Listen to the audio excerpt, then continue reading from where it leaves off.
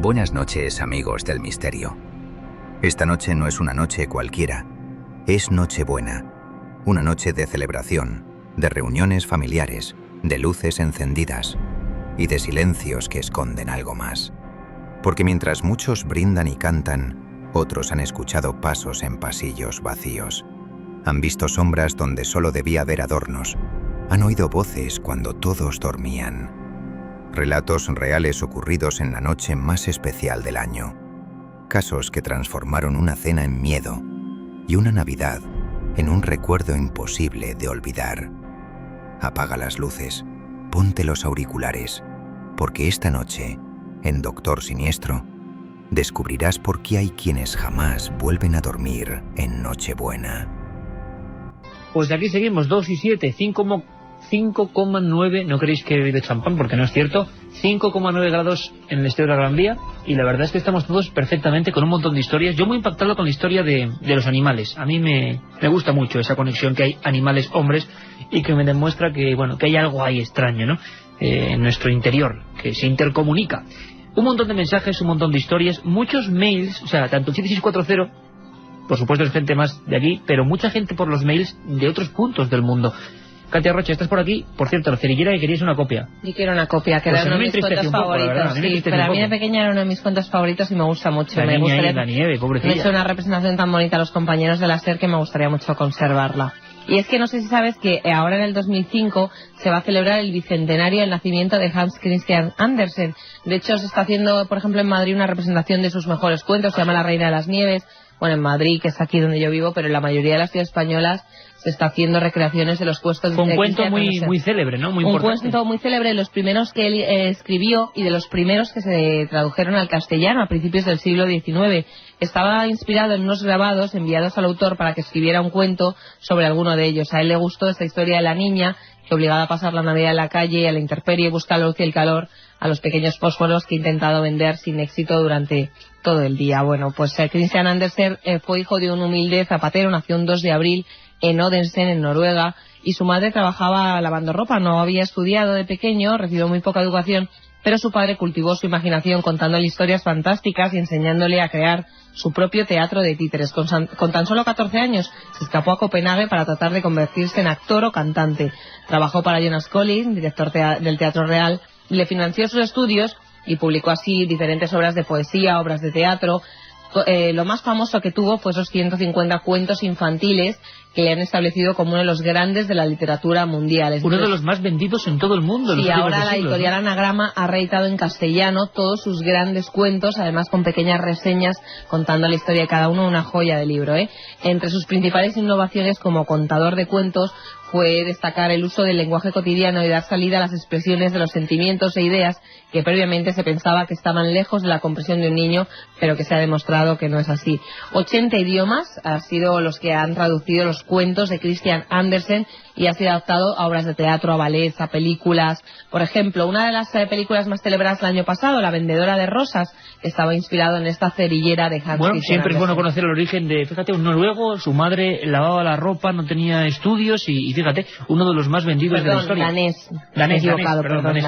Por cierto, Andersen nos dejó esta triste historia para mí, vamos, pero lo que nos están dejando los amigos son mensajes, no sé si de Noruega o de Dinamarca, pero de muy lejos y de todas partes. José de Suiza, que siempre nos escribe, ahí está. Oye, José de Suiza, felicidades, José, porque es uno de los fieles. Que además le debemos un viaje a Interlaken, a visitar el parque de Erik von Däniken. Claro que sí. Un viaje nosotros pagarle, digo, pues estamos finos. Erik von Däniken, el padre de la astroarqueología, que hizo el Mystery Park en Interlaken, digamos una especie de parque de atracciones con los grandes misterios, las pistas de Nazca, los moais de Isla de Pascua. Estaría muy bien hacer un programa de Milenio desde allí. Además sé que von Däniken habla un poquito de castellano, sería una entrevista magnífica y con José de Suiza ahí de Cicerone. Claro que sí, vamos a intentarlo. Bueno, antes os decía que nos escribió un oyente de Carolina del Norte, nos contestaba diciendo, habéis dicho mi nombre, David Labarta, nos está escuchando desde hace más de un año por internet, está allí por motivos de trabajo, él es de Valencia, y dice que gracias a nuestro programa hoy se siente mucho más cerca de España porque allí no tiene familia, está solo, y gracias a nosotros hoy se siente más acompañado. Así que desde aquí un beso muy fuerte a David Labarta pues eso, que nosotros estamos encantados de que nos acompañen a nosotros. Desde Idaho, que lo contaba yo, María Lourdes dice que está allí pasando la Navidad con su familia, que ella vive allí y que también por internet. Exactamente, por internet. Otro oyente dice en Pasadena, California, está escuchando... Pasadena. Sí, está preparando la cena de Nochebuena con toda su familia, porque ellos todavía no han cenado, claro, y nos está escuchando desde allí, desde California, además con buen tiempo, pues mira qué gozada. Vamos intercalando mensajes, compañeras, porque ha habido de todo, ¿no? Con los animales ha habido una auténtica revolución, ¿no, Carmen? Pues sí, la verdad es que sí, nos dicen muchas cosas. Por ejemplo, en el barrio de Shibuya, en Tokio, hay una estatua de un perro que iba todos los días a la estación de metro a acompañar a su amo, y una vez muerto el amo, pues continuó yendo al mismo sitio, a la estación de metro. Las estatuas de perros que han hecho cosas extrañas no son tan poco frecuentes como yo pensaba, y que solo estaba la de Córdoba. Yo te voy a contar de tradiciones. Asier de Bilbao y Raúl Falcón desde Orense nos cuentan la misma tradición, que en Navidad siempre dejan un plato puesto y comida para los que no están físicamente, pero sí en espíritu. Esa es una tradición también de los judíos. Muy interesante, ¿eh? Y curiosa. Vamos con más sobre animales. Hola amigos, yo me encuentro malusquillo en cama y tengo a mi perro tumbado junto a mis pies. Nos dice un saludo desde Ceuta y felices fiestas. También que después de morir su perro, un amigo que se llama Julián seguía oyendo su típico aullido por las noches. Que hemos escuchado antes. Guillermo nos cuenta otra tradición que yo creo que es más bien una manía suya. Dice que él toma 13 uvas en Nochevieja en lugar de 12 para desafiar la suerte. Vicky, mi perrita, me despertó porque yo estaba sufriendo una apnea. Solo ella se dio cuenta, mi novio ni se enteró. Una sensibilidad especial, que a veces no captamos nosotros, bueno, y sobre todo los hombres, que somos bastante tarugos en ese aspecto, y los animales tienen sensibilidad muy, muy, muy desarrollada. Bueno, José Manuel González nos cuenta que en su casa lo tradicional es comprar el roscón de Reyes, se desayuna chocolate, si hay algo, y al que le toque el regalo, paga y compra otro roscón. En mi casa lo que se hacía era por debajo, estaban todos los dedos de mi hermana Nancha marcados para cogerse ya la sorpresa. Estamos hablando de tradiciones, además tenemos sorpresas a ese nivel, tradiciones y cosas que se hacen solo en estas fechas. Bueno, y lo del cuento, que mucha gente está llorando con ese cuento. Óscar de Manresa, estoy llorando por ese cuento, nos lo dice. Y también Luis de Varillana nos dice... Ya lo decía yo que... para niños, muy, muy alegre. Luis de Vallirana, yo de pequeño vi la película de dibujos sobre la historia de la cerillera y me hizo llorar. Feliz Navidad. Y un Piro desde Tarragona que nos dice: Bones festes, tened piedad de los que somos de lágrima fácil. Qué bonito el cuento. Pero si ese hombre está muy avezado ya en investigar lo extraño. Por cierto, que hay un mensaje también de tal Pedro Jiménez, no digo quién es, que dice: por favor, dejarme ir al programa y hablar de lo que sea. No a la censura. Pedro Jiménez, me suena ese nombre. Quién será, pero quiere hablar a toda costa. Jiménez, le tenemos aquí bloqueado. Pobrecito, déjale venir. Bueno, una tradición que a mí me gusta mucho de Euskadi es la del olenchero, que le deja los regalos, pues lo que sería un Papá Noel vasco, el carbonero, ¿no? Que descendía de las montañas. Pues un saludo a todos los barcos que nos dicen Zorionak eta urte berrión. Felicidades. Exacto. Y feliz año nuevo a todos muy los bien. vascos. Pareces también. De Azpeitia, por lo menos. Sí, bueno, claro que sí. Y Carlos de Vitoria también nos dice, bueno, que Zorionak a Milenio 3, que está también esperando al olenchero, y que, bueno, que a ver si también nos deja algo a los oyentes de Milenio 3. Vamos a parar un momento aquí. Dime. Hay una chulísima que me ha gustado a mí, un poco tétrica, pero es que me ha dado que Vamos pensar. a ir con lo tétrico después, pero bueno, venga, dime. Es que me ha dado que pensar. Resulta que sabes que siempre los números de lotería en Navidad se compran donde se sucedido grandes desgracias y demás. No sé si es, porque me lo han contado algún oyente alguna vez. Sí, bueno. Un punto kilométrico. No, ha sucedido justamente hace unos días. Ha sucedido hace unos días. Y ha sido una desgracia. Y sí, efectivamente es un coche kilométrico. Se trata de 54.400, sí. Se trata de ese tristísimo accidente que ocurrió hace 2 semanas aquí en Madrid. Sí. Los padres murieron en el acto, los 2 niños los salvó un camionero. El punto donde ocurrió ese accidente fue el 54,600, que ha sido el gordo de este año. Nos lo envía Jesús desde Calatayud. Fíjate, a mí me da la impresión, y de eso tú sabes un poco, Katia, de leyendas urbanas y demás que debemos hablar, que puede ser así. Esto me parece una coincidencia dramática nada más. Otra cosa es como lo que hablábamos de Sword. Todo el mundo está hablando de Sword, de caramba. Incluso aquí estaban antes los directores de la cadena SER y lo hablaban abiertamente. Bueno, lo de Sword, qué curioso, ¿no? Con el porcentaje mínimo que hay, ¿por qué ese nivel de aciertos? Yo no sé, una cosa es eso y otra cosa es que coincida con una fecha o con un punto kilométrico. Ahora, claro, si grandes desgracias en la carretera hay tantas, pues es normal, ¿no? En ese aspecto. Pero así nacen las nuevas leyendas urbanas. Sobre todo destacar a Javi, que es portavoz de todos los oyentes, que dan las felicitaciones al equipo de producción de la cadena SER, con Merallo y Mariano Revilla al frente, que es que ponen ya los nombres de todos. Aquí los oyentes cogen un cariño que es tremendo, así que desde aquí felicitaciones. Igual es alguno de ellos también, enviándome uno de mensajes. Mejor es Merallo que está mandando. Mandándose una felicitación. Bueno, Katia, luego seguimos con toda la información, mitos y y ritos de la Navidad hay muchos. Por ejemplo, en Tierra Santa. Carmen, ¿cómo se estará viviendo la tierra donde surge todo esto, donde realmente cobra fuerza todo esto? Me imagino que de una manera especial, porque cuando paseas... Es la primera sin Arafat, por ejemplo. Por Belén, claro, la política siempre, la sangre siempre está ahí. Es la primera sin Arafat, toda la movida que está viendo ahí siempre. Nosotros conocemos esa zona. Y Juanma Frasquet, vamos a escuchar un poco, por favor, porque es que esta banda sonora es increíble. La Pasión, Mel Gibson, la película más vista de todos los tiempos. Por algo será, ha llegado al fondo de mucha gente, al fondo del arquetipo. El Código Da Vinci, el fenómeno mundial más importante de la literatura del siglo XXI, toca el arquetipo de Jesús. ¿Por qué todo lo que tiene que ver con Jesús nos atrae? Gente a favor, gente en contra, da igual, en el fondo nos atrae. ¿Qué más da el sentido? A mí, por ejemplo, a favor, por supuesto. Tierra Santa, Patricia Salas, corresponsal de la cadena SER. ¿Cómo se está viviendo allí donde nació Jesús de Nazaret? ¿Cómo están preparando la Navidad? ¿Cómo la están celebrando? ¿Qué está ocurriendo? Será la primera Navidad sin Arafat. El raíz palestino, aunque musulmán, acudía siempre a la Basílica de la Natividad, excepto los últimos 3 años que estuvo confinado en la Mucata.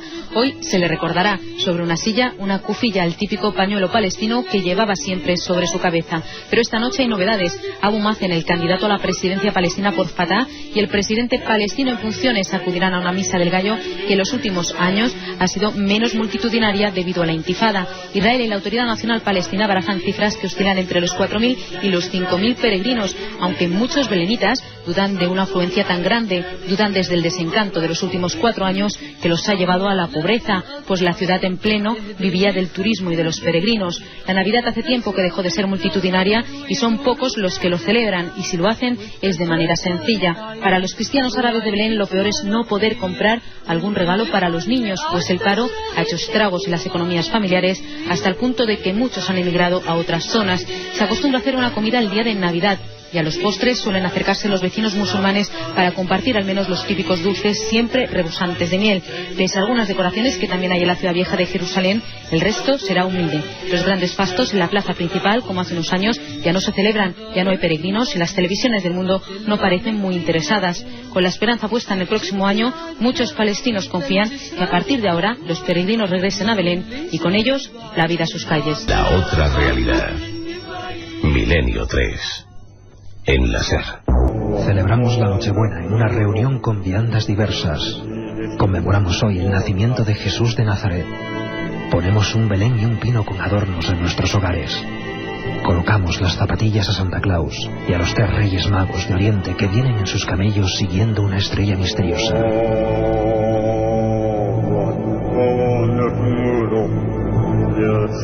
La tradición, la creencia e incluso los sucesos de difícil explicación se concentran en la Navidad. Es un tiempo para disfrutar de estos mitos y ritos que muchas veces tienen un origen sorprendente. Esta noche es el momento ideal para conocerlos. Vaya música inquietante que nos trae el amigo Carlos Barroso, como es habitual en él, esa especie, fíjate. Son sonidos que también nos retrotraen ese tiempo. Por cierto, que acabamos de saludar ahora a Francisco Contreras, otro de los compañeros de este equipo, de esta gran familia, que se unirá luego a nuestra tertulia. La verdad es que estamos encantados de estar aquí en esta Navidad tan especial. Y además sintiendo de un modo, pues, afectivo todos vuestros mensajes. 640, lo recordamos siempre, esas 3 cestas del misterio especiales. Milenio 3 con número @cadenaser.com. Efectivamente, y qué cantidad de gente. Lo de los animales queda claro, sé que es mi cantinela, pero hay que hacer un dossier especial sobre el sexto sentido de los animales, porque quien tiene un animal sabe lo que pasa con estas cosas. Por cierto, Reyes Magos, una de las figuras que dentro de poco pues invadirán todo el territorio de nuestras tradiciones. Reyes Magos, que por supuesto existen, claro que sí, están ahí, pero lo que no sabemos bien es por qué hay algunos cambios. Dicen que antes eran más, incluso algunas culturas hablaban de 12 Reyes Magos, luego han quedado 3. Y hasta de 60. De 60. Bueno, de momento vamos a escuchar a Sebastián Vázquez, a ver qué nos cuenta él.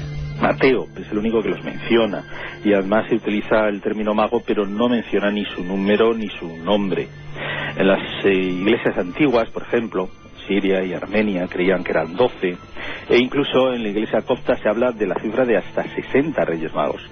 Pero es Orígenes, en el siglo III, el que, atendiendo precisamente a los presentes, que sí cita Mateo, de oro, incienso y mirra, pues ya le pone ese número. Y ya es... porque el término mago es peyorativo, entonces ya le ponen la condición de reyes, ¿no? Y luego podemos decir como ejemplo pues que Baltasar pues no fue negro hasta el siglo XVI, pero esto se debe a una política ecuménica, de tal manera que los 3 reyes magos ya aceptados como oficiales, bueno, pues cada uno representaba una raza. 2:23, en directo, la Nochebuena, Milenio 3, los Reyes Magos. ¿Qué pasa con ellos? ¿Qué misterios esconden? ¿Qué cuentan las diferentes culturas? ¿Qué cuentan o qué contaron los diferentes artistas, Carmen? Pues de quienes hoy conocemos como los Reyes Magos solo se habla en el texto de Mateo. Es poco lo que se dice sobre ellos. Ya en tradiciones posteriores es cuando se les comienza pues a tener en cuenta y a hablar de los 3 Reyes Magos que fueron hasta el portal de Belén a llevarle eso que nos decía Sebastián Vázquez, el oro, la mirra. Hasta el siglo IV los magos fueron 2, 4, 6, 12 o 60 según fuera la tradición, ¿no? Hacia el primer cuarto del siglo III, Orígenes afirmó taxativamente que los magos habían sido solo 3, una postura que acabó prevaleciendo desde el siglo siguiente. Entrado ya el siglo III, Tertuliano, para evitar la mala fama que tenían los magos persas, transformó a los magos en reyes de Oriente. Qué curioso, o sea, el mago era poderoso pero estaba mal visto. Es como una leyenda urbana, ¿no? Que se van transformando según pasa el tiempo. Bueno, luego iremos con esas leyendas urbanas y veremos algunas terroríficas, cómo se han ido transformando. Déjame que diga una cosa nada más. Alcántame ese libro, Carmen.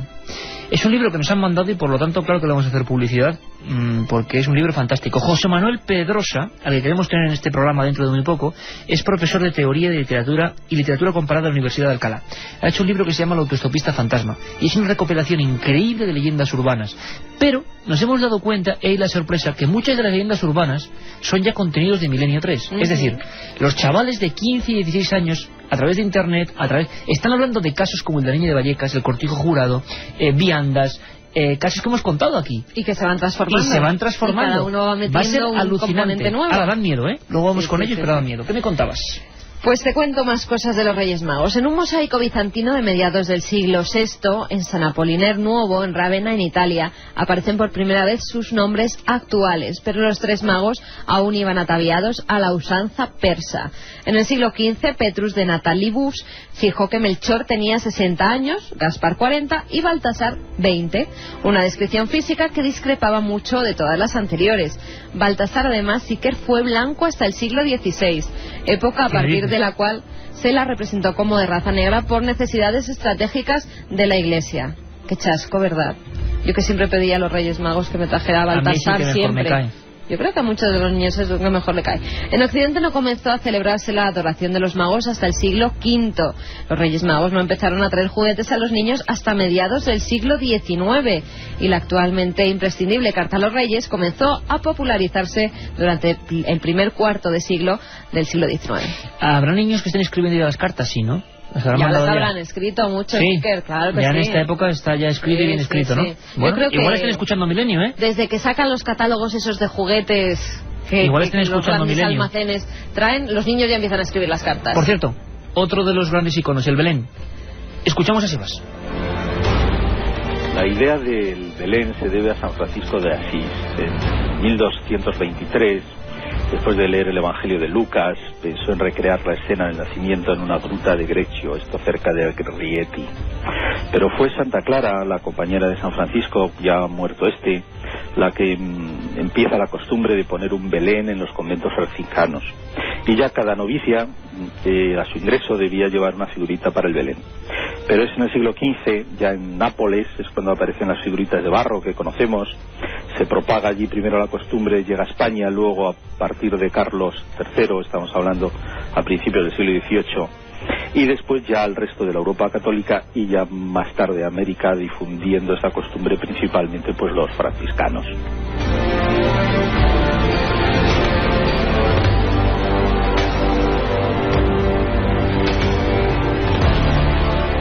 Y vamos a hablar del origen de estos belenes. En el siglo II se adoptaron temas del nacimiento de Cristo y hay algunas muestras de estas representaciones, por ejemplo, en la catacumba de Priscilia, en la que aparece por primera vez la Virgen con el niño en brazos y a su lado el profeta Isaías apuntando con el dedo hacia una estrella.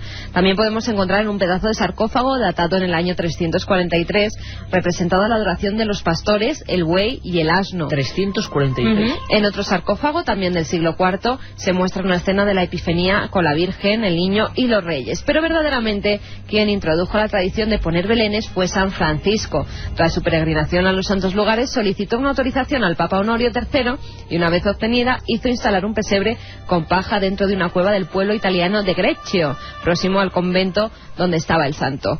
Preparó una representación viviente de un pesebre con una mula y un buey, considerándose desde entonces esta representación como el origen del belenismo. Cuenta la leyenda que debido al frío un muñeco fue elegido para representar al niño Jesús y en la hora del nacimiento el muñeco empezó a llorar. Como referencias más antiguas que tenemos respecto a los primeros belenes que se realizaron en el mundo se encuentra el que hizo Arnolfo di Cambio en Florencia en el año 1289. Era arquitecto y, por ejemplo, es el que construyó la catedral de Florencia y talló las figuras en mármol blanco. Durante los siglos XIV y XV las iglesias italianas se llenaron de hermosos belenes fijos y con el barroco se impulsó de forma definitiva la realización de belenes. El auge de la escultura, la incorporación del espacio escénico, todos ellos hizo que se introdujeran en las casas señoriales y de allí ya pasaron a que toda la gente, incluso los más humildes, tuvieran un belén en sus domicilios. En España el belén es introducido por la orden franciscana en el siglo XV. Carlos III, que había hecho del nacimiento una institución nacional en Italia, mientras ocupó el trono de Nápoles, introdujo el arte del belenismo en España, encargando más de 200 figuras a artistas valencianos, por ejemplo. O murcianos después, como Salcillo, ¿no? Salcillo, efectivamente. Caramba. Hizo un belén, hizo que se construyera un belén, el Belén del Príncipe se llamaba, para su hijo Carlos IV, y este belén se caracterizaba por tener figuras de diferentes tamaños para que tuvieran perspectiva al ser colocadas. Fíjate qué curioso. Ahora voy a contar una anécdota que es muy distinta, ya me conoces. Tú sabes, en Vitoria, en el Parque de la Florida, que seguro que muchos oyentes lo conocen, había una especie de muñecos vivientes, ¿no? Pues ahí contaban que Galayo, el sacamantecas, el célebre sacamantecas, uno de los primeros seres realmente demoníacos, ¿no?, que andaban por ahí, que mató a mucha gente, que les quitaba el unto, se iba por las noches antes de ser atrapado y se ocultaba entre los belenes. O sea, tú imagínate la escena de un belén con las ropas y uno de ellos era viviente, pero porque era este individuo, era Galayo. Tremendo, ¿eh? Qué curioso, sí. En algunos belenes sí que, por ejemplo, en España se empezaron a incorporar figuras que iban vestidas con los trajes tradicionales de cada provincia. Y también se han incorporado... O sea, el niño Jesús vestido de jotero, por ejemplo. Hombre, no sé si el niño, niño Jesús. No, ya, pero decir que... Pero algún pastor... El cagonet que se pone en toda Cataluña, por ejemplo, esa figura que ya se ha extendido además por toda España. En muchos belenes españoles, sí. Pero por cierto, déjame que te cuente eso tiene una tradición, eso tiene una tradición. Es por hacerlo más humano. ¿Es verdad? Bueno, pues fíjate, humano, estamos hablando, y no es ninguna cosa que sea falta de reverencia, estamos hablando del cagonet, ¿no? Que antes Juanma Frasquet nos ilustraba sobre esa figura. En Acera nos comentaba alguna serie de cosas, de que es una tradición, suena un poco raro, pero es que es verdad. Bueno, pues Gemma Nierga, nuestra compañera de La Ventana, quiere participar en este programa, por supuesto, porque también contamos con ella. Y nos ha contado una anécdota que me ha dejado sorprendidísimo, ¿eh? Lo comentábamos antes, ¿verdad, Juanma? Bueno, la conocéis todos, es Gemma Nierga, la reina de las tardes, y que dice: voy a retornar en el tiempo, como hacía antes José Ramón de la Morena, y yo os voy a traer otra anécdota distinta. Feliz Navidad a todos. Tenía ganas de contaros un recuerdo que tengo de esta noche, la noche de Nochebuena. Nosotros en Cataluña hay una tradición que es la de, y perdonadme, hacer cagar el tío. El tío es un tronco que durante el mes de diciembre lo tenemos en una habitación a oscuras, y cada noche los hermanos le poníamos de pequeños una pieza de fruta, un poco de turrón, algo para que el tío se lo comiera. A la mañana siguiente ya no había la comida. Y la noche esta, la de Nochebuena, mi madre se colocaba con el tío, este tronco, en su regazo, y los hermanos, uno tras otro, íbamos con un bastón, le dábamos golpes al tronco y cantábamos: tío, tío, caga turro, si no vols cagar, un cop de bastó, pamba, y un golpe. Y de ahí salían los regalos de esta noche. Un año el tío a mí me cagó un juguete, un muñeco era, que a mí no me gustaba porque mis hermanos, todos varones, tenían coches, motos, y a mí pues me salió un muñeco de color rosa. Me puse a gritar contra el tío, tío, no me ha gustado nada este regalo. Mi madre dijo, bueno, vuélvelo a poner y quizá te caga otra cosa. Y perdonen que utilice este verbo, pero es que hay que decirlo así, el tío caga regalos. Y metí otra vez el muñeco, me volví, me di la vuelta, porque saben que ahí hay la magia del momento, me di la vuelta y cuando volví al tío, volví a cantar, tío, tío, caga turro, si no vols cagar un tros de bastó. ¿Y saben qué me cagó? Pues me cagó turrón, que era la señal de que me había portado mal, que el tío se había enfadado conmigo porque había notado que no me gustaba el muñeco de color rosa, y yo me puse a llorar como una loca. Y ahí viene la lección de mis padres, que me dijeron, bueno, si el tío nota que te había gustado el muñeco de color rosa, quizá te lo vuelve a cagar. Yo ya saqué todas mis artes teatrales, dije, tío, me encantó, volví a cantar la canción, me volvió a dar mi muñeco de color rosa y me pareció el regalo más bonito del mundo. Nunca más he dicho que un regalo no me gusta. Feliz Navidad. ¡Feliz Navidad! Milenio 3. Es un buen momento para encender la hoguera.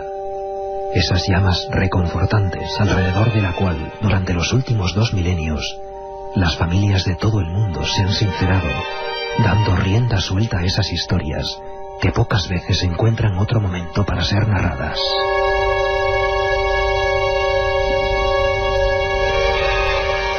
En una noche como esta, se entremezclan las leyendas y los sucesos reales, los enigmas y los rumores, los misterios auténticos y los secretos que solo hoy se revelan.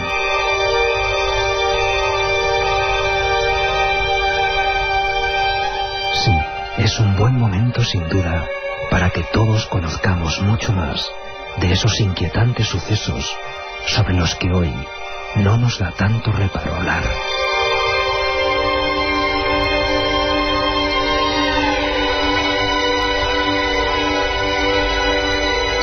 2:35 y sí, lo habéis notado, cambiamos un poco el tercio, hemos hablado de tradiciones, hemos viajado por el mundo, hemos escuchado a Gemma, José Ra, un montón de amigos, hemos escuchado cuentos, pero en las Navidades, en fechas como estas, aprovechando que las familias se juntan en torno a la hoguera, a esa hoguera que crepita. ¿Estás escuchando, Carmen? Muchas familias están en torno esta noche también a la radio y que nos lo dicen los mensajes. Oye, no me podía imaginar que tanta gente esta noche estuviera escuchando la radio. Es increíble la cantidad de mensajes que estamos recibiendo, y ahora los queremos también de otro tipo.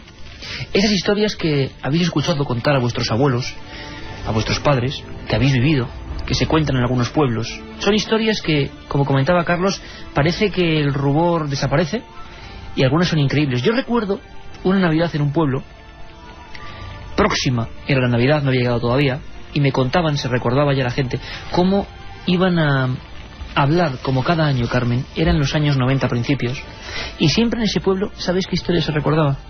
Garganta la olla, en Extremadura, se contaba la historia de José Pancho Campo, ese pastor cuya lápida sigue ahí en una esquina de ese pequeño camposanto, y que dicen que murió de miedo. En su día recreamos su historia, una historia de un hombre, invierno, 1947, y escucha a una mujer, lo que parecía una mujer, que golpeaba la puerta de su choza mísera y decía: tengo frío, ábreme, ¿no sabes quién soy? Como veis, Juanma Frasquet ya está cambiando el tercio, ya todas las críticas de que la gente pasa miedo, pues a él, dirigibles a él, claro, porque historias como esta se cuentan. Yo igual cuento hasta alguna que he escuchado en mi familia, ¿por qué no? O tú. Claro, es que siempre se cuentan historias, y muchas veces, al lado de esta hoguera que hemos encendido aquí en Milenio 3, van surgiendo poco a poco. Por cierto, que hay algunas y que nos han marcado bastante en Milenio 3, pero bastante. Y quería empezar con esa, Carmen. Voy a pedirle a Juanma que vaya hacia una cosa, hacia el documento 20 exactamente, porque es un documento que a mí personalmente me ha marcado este año. 2004. Luego con Santi Camacho, que acaba de aparecer también con Antonio María Moreno por los estudios de la cadena SER. Por supuesto, un abrazo, compañeros, se unieron a la tertulia. Pero me preguntan, en este año han pasado muchas cosas. Sí, pero es que hay una que a mí me dejó. Es una historia, Carmen, que he contado 28.520 veces fuera del estudio. Katia Rocha siempre se ríe diciendo que por qué lo repito, pero lo vais a entender quien no lo escuchasteis. Hablábamos de apariciones en la carretera, en plena carretera, por ejemplo a las 2:38. Pues más o menos a esta hora, Javier Martín de Zaragoza circulaba con su vehículo. Seguramente esta Navidad estará contando esta historia a sus familiares. Fue de impacto. Escuchamos el documento.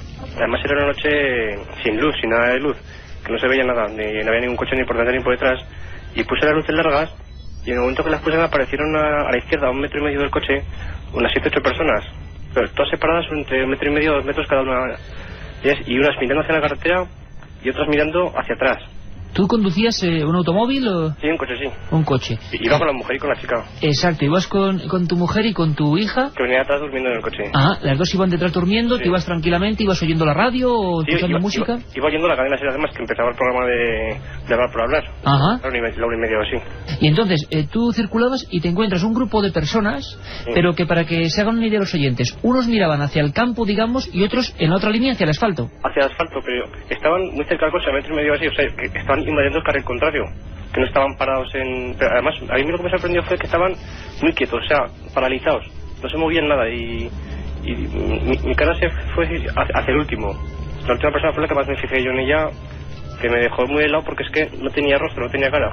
Vamos a ver, Javier, es decir, tú ibas circulando y no es que estuvieran cada uno a un lado del arcén, sino que estaban estrechando el camino más todavía. Sí, estaban haciendo una fila, pero separados entre 1,5 metros y 2 metros, pero parados, o sea, uno con los pies mirando hacia la carretera, hacia el coche, y otros hacia atrás. Era una cosa muy rara. ¿Qué pensaste? Cuando tú vas circulando en ese momento en la recta, en un principio, ¿qué piensas? Yo en un principio me quedé paralizado, o sea, no... Y vi que eso no era normal, o sea, me di cuenta que lo que vi no era normal. Pero vamos, en ese momento me quedé paralizado, me quedé que... Incluso cuando pasé con el coche, miré por el retrovisor y seguían allí, o sea, que es que... ¿Redujiste la marcha? Iba muy despacio porque era de noche una carretera que no conocía y vamos, se lleva 80 o así. Y los vi, vamos, sobre todo al último me fijé bien que iba con un sombrero como para el sol, un gorro así para el sol, iba con pantalones cortos y llevaba un cubo en la mano, que fue lo que más me sorprendió. Pero vamos, todos quietos. Un cubo en la mano. Sí. En total, entonces, ¿serían 8 personas a cada lado o en total? No, en total, 7 o 8 personas. Ah, y entonces vamos a ver, la descripción de estos personajes, vamos a llamarlos así, ¿a ti te parecen turistas de alguna manera o personas que están ahí extraviadas y no se mueven lo más mínimo? Tú dices que te fijas en el último exactamente, vas pasando y les oyes reírse o decir algo o les ves moverse. No, es totalmente quietos, además, ya te digo que le miraba a la cara y la cara era todo negro, o sea, no tenían rostro, yo no vi ningún rostro, fue lo que más me sorprendió. Los pilotos rojos del coche de Javier Martín, un oyente más que nos llamó, van alejándose y sin embargo alumbran a esa extraña familia. 8 personas, separadas por el mismo hueco, 1,5 metros, con una pala, con un cubo. ¿Qué hacían ahí a esas horas? El gran impacto de Javier es cuando nos llamó para preguntarnos por una extraña coincidencia. Su mujer se despertó, aterrorizada, notaron que algo raro pasaba y verificaron en el mapa una cosa bien inquietante. Era un punto kilométrico exacto de la Nacional 340, a su paso por San Carlos de la Rápita. No conocían para nada el entorno.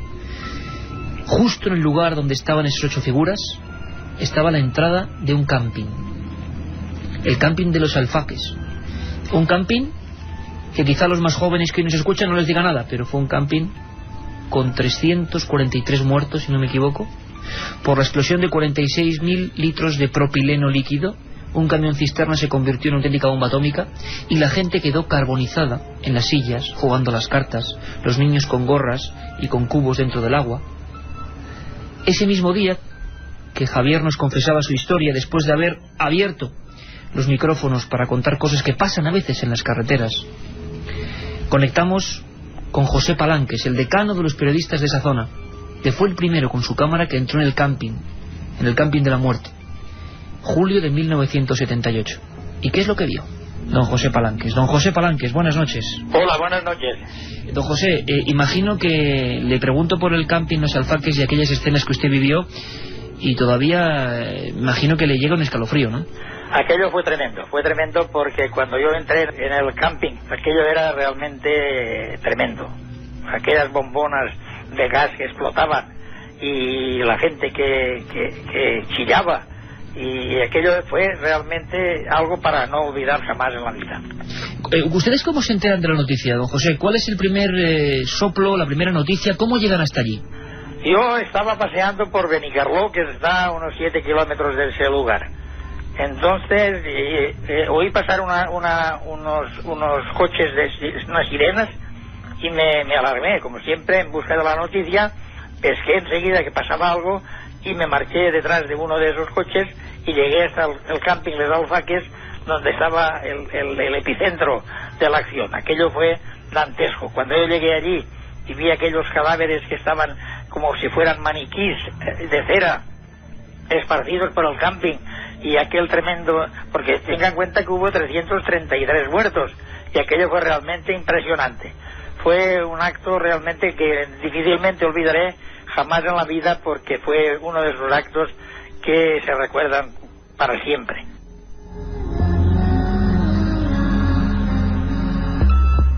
Milenio 3, con Iker Jiménez, en la cadena SER.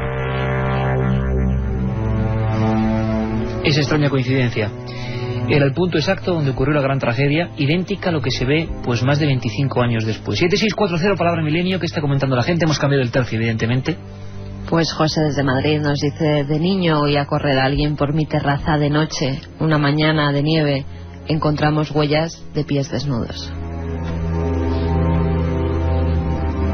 Fran desde Madrid, buenas madrugadas y feliz Navidad. Yo estoy solo en mi habitación y estoy acongojado. Estando en clase noté un frío horrible y una respiración fría en la nuca. Detrás de mí no había nadie. Aún me da miedo cuando recuerdo esa respiración. Yo hace poco creo que lo conté, pero una de las cosas más inquietantes que hay cuando uno baja el Valle de los Reyes, en los procesos en los que el faraón viajaba hacia el otro lado, hacia la otra orilla, había una parte misteriosa en la que aparece gente sin cara, gente que le faltan los brazos, las piernas, y algunos, siempre apartados del resto de esas figuras, lo llaman el Kaibit, la sombra, ¿no? Es ese hombre, vamos a simplificarlo, que no ha logrado purificarse, que no ha logrado su alma, su espíritu, su Ka, viajar al cielo, se ha quedado perdido en mitad del lugar, quizá, dicen, lo decían los egipcios, el libro egipcio de los muertos, por una especie de muerte traumática, ¿no? Muerte a destiempo, sin la posibilidad de que eso vuelva para arriba y vuelva a bajar, como creían que pasaba en el antiguo Egipto. Y entonces, fíjate, eso me llama mucho la atención, en la esquina de alguna de esas tumbas aparece un hombre sin rostro, como el que veía Javier Martín de Zaragoza, en una esquina, el Kaibit, la sombra.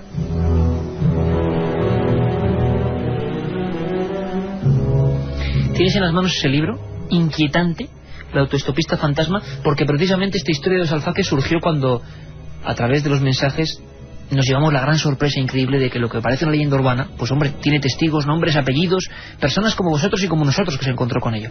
Ahora, la gran sorpresa de este hombre que invitaremos, por supuesto, y quizá vayamos recreando en las madrugadas algunas de estas historias, es que muchos de los casos que hemos contado en Milenio 3 y que hemos investigado han pasado a formar parte del colectivo popular que va transformando las leyendas urbanas. Quiero, Carmen, que nos leas esta historia, porque bueno, a Francisco, a Santiago y a un montón de gente les suena, a Juanma por supuesto, porque son historias que hemos contado aquí en Milenio y que hemos tenido las voces, son historias reales, pero que se van transformando cuando se cuentan en noches como estas, e incluso ya se transforman en otra cosa, les acoplan otras cosas. Escuchamos. En mi barrio de Madrid, Vallecas, en el Colegio Público Aragón, a un grupo de niños y niñas se les ocurrió hacer la ouija en los cuartos de baño a la hora del recreo para invocar al diablo.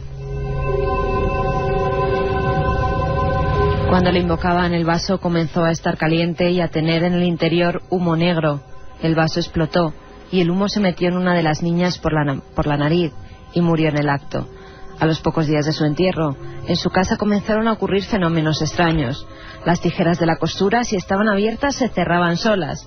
Encima de cada puerta había crucifijos, y cuando la gente pasaba, las puertas se cerraban con portazos, y los crucifijos se daban la vuelta. El padre murió porque unas tijeras se le clavaron en la espalda, sin una aparente explicación. Y cuando los policías entraban sentían cosas extrañas, como calores muy intensos, y tenían que salir. Cuando la gente entraba con cosas que llevaban batería, estas se descargaban y los aparatos explotaban. Una foto de la niña que murió se quemó sin ser sacada del marco, que tenía un cristal, y este estaba frío cada vez que se quemaron con las cortinas, pero solo las cortinas. Por la noche se oían voces de la niña diciendo que estaba atada y que el demonio la quería quemar y que por favor la ayudaran. Desde entonces la madre está en una depresión y el hermano mayor se volvió loco. Me hace un gesto desde dentro de la nave del misterio, entre sombras, por detrás de Juanma Frasquet, Francisco Contreras, porque él ha estado en esa casa muchas veces, y luego nos lo cuenta si quieres, Fran. Es alucinante. Estamos hablando de un trabajo de un profesor universitario recopilando los fenómenos de la transmisión de leyendas y mitos modernos. Y entonces ya el primero con el que se abre el libro es una historia que es real. Pero qué curioso, la juventud le ha ido acoplando cosas. Por ejemplo, el caso es el de, si queréis luego compañeros lo debatimos, el de Estefanía Gutiérrez Lázaro, año 91, y efectivamente hay una intervención policial. Hemos hablado con la madre, que por supuesto no tiene depresión, el padre vive y no ha muerto por unas tijeras, pero sí es cierto lo del marco que se quema solo. Sí es cierto que la policía no solo ve fenómenos extraños, sino que los deja firmados en un expediente. Y sí es cierto que esa niña, o la voz de esa niña ya muerta, en extrañas circunstancias, ciertamente realizando la ouija, ciertamente en el Colegio Público Aragón, lo que no es cierto es que dijera que el demonio la estaba atacando. Lo que decía era: mamá, mamá.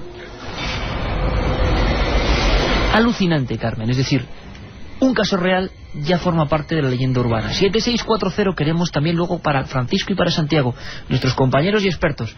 También preguntas, también casos, también historias. Siempre aprendemos con vosotros. Carmen, es que hay muchas más que son alucinantes. Creo que la Diputación de Granada, que el caso Viandas, que Cortijo Jurado, pertenecen ya al entorno de la Y hay juventud. más sobre la ouija, que a través de este caso, que lo pone el autor como el primigenio, como el caso real, el de Vallecas, pues han surgido otras muchas historias. Por ejemplo, Sonia, de 20 años, que es de Madrid, mandaba otra de esas historias que decía: a mí me contaron la historia de unas chicas que estaban haciendo la ouija en casa de los padres de una de ellas. Entonces consiguieron contactar con un niño pequeño que se había muerto hacía poco. Estuvieron hablando con él y cuando tenía que irse, el niño no las dejaba. Cuando le preguntaron por qué, dijo que porque había sido malo y su madre le había pegado. Entonces el espíritu del niño se quedó en la casa, hasta que rezaron una oración que liberó su alma. Hasta que no rezaron esa oración, el niño seguía a la gente por la casa como si ellos le protegieran.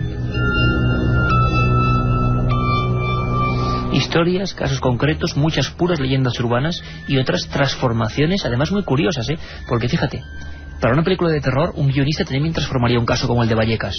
Las tijeras se abren y matan al padre.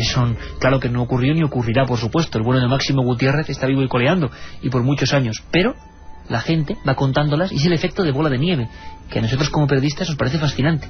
Yo te cuento una historia, tú se la cuentas a otra, y la tercera persona que ya le llega a esa recepción es completamente distinta. Hay una por la que nos preguntan muchos oyentes siempre, y es la historia de la Verónica, o los fantasmas en el espejo. Si quieres vamos a contar lo que decía, por ejemplo, Noelia, de 18 años, que la escribía desde Alcalá de Henares y que se recoge en este libro, El autoestopista fantasma y otras leyendas urbanas españolas. Escuché la historia sobre la muerte de Verónica. Decía que vivía en una casa con sus padres y su hermana. Verónica era muy tímida y callada, pero su hermana siempre estaba riendo.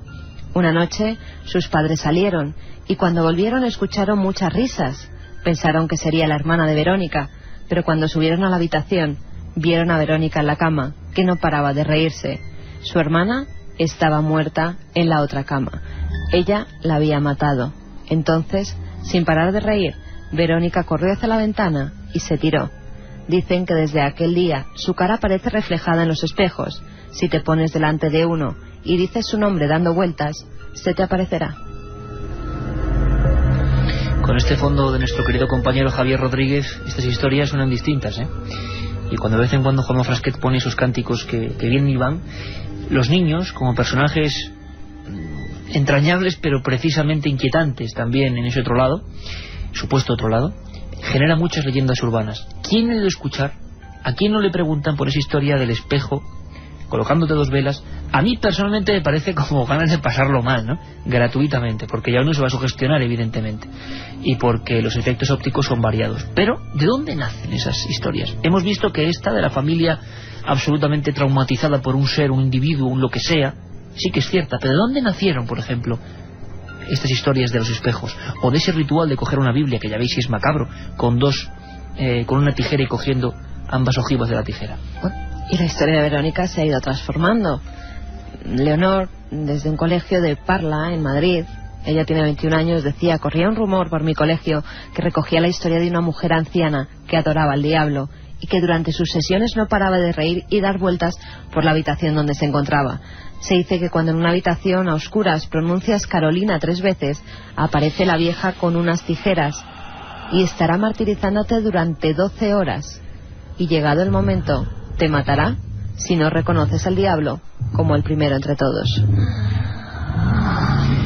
Noche de leyendas, noche de cuentos, noche de historias a las que hay que hacer el caso más o menos mínimo, porque algunas sí que tienen una base real, pero lo que nunca hay que hacer es obsesionarse con ellas. Pero esta noche es que se cuentan. Y una que hemos oído todos, Iker. Te pones delante de un espejo y pones 2 velas. Te desnudas delante de ese espejo y das una vuelta entera. Y cuando miras de nuevo, ves tu propia muerte. Es un mundo apasionante que no me extraña que profesores de facultad, como en este caso, estén ya estudiando el tema. ¿Por qué es alucinante? Porque en España se sabe muy poco y están las leyendas urbanas de todo tipo, pero sin duda los materiales más sensibles son los difuntos, las casas donde ocurren cosas extrañas y los rituales propios relativos siempre a la muerte. Es decir, nos da tanto miedo que siempre está presente. Había casos, Carmen, de gente que preguntaba en ese libro por la Diputación de Granada, por el Cortijo Jurado, por el caso Viandas, historias que han escuchado, un restaurante que se quemó y en el que murieron todos sus habitantes o sus trabajadores. A partir de entonces, una serie de fenómenos amedrenta a los futuros moradores. Eso no es exactamente así, pero han escuchado el programa, se ha ido comentando, y seguramente muchos amigos jóvenes que no han escuchado ese programa o no saben ni siquiera lo que es Milenio 3 han ido aportando sus detalles, ¿no? Es alucinante el mundo de las leyendas urbanas. ¿Qué dice la gente, Carmen? Me sacuden los escalofríos por todo el cuerpo gracias a vosotros, nos dice Coque desde Badalona. Me estáis dejando la sangre helada. Estupenda noche de Navidad.